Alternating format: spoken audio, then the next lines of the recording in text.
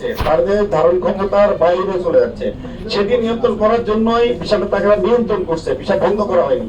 আমরা কখনোই বলিনি যে বিষয় বন্ধ করা হয়েছে, বিষয়টা নিয়ন্ত্রণ করা হচ্ছে।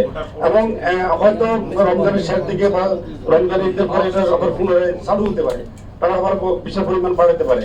কিন্তু এই মুহূর্তে তারা বিষয়টা খুব সিরিয়াসলি নিয়ন্ত্রণ করছেন এবং এটা কোনো পার্সেন্টেজের মধ্যে পড়ে না, 100 জনের মধ্যে 1 জন 2 জনের বিষয় হচ্ছে। সৌদি দূতাবাস থেকে যে তথ্যটি দেওয়া হয়েছে তথ্যটি সঠিক, বিষয় কিন্তু বন্ধ করা হয়নি।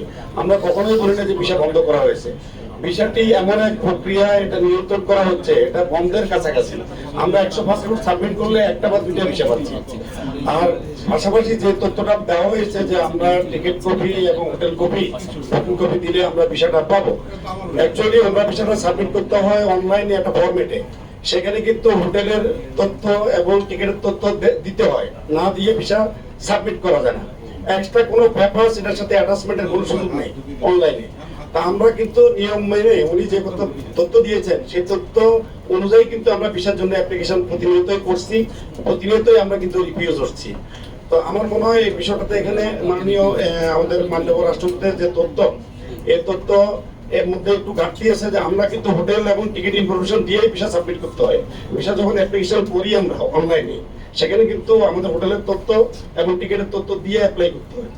এই তথ্যগুলো দিয়ে অ্যাপ্লাই করার পরে আমাদের কোম্পানি যখন ওখানে মিনিস্ট্রিতে পাঠাচ্ছে, মিনিস্ট্রি থেকে প্রতিনিয়ত এগুলো রিজেক্ট হচ্ছে, কোনো কোনো ক্ষেত্রে একটা দুটো করে ভিসা অনুমোদন করা হচ্ছে।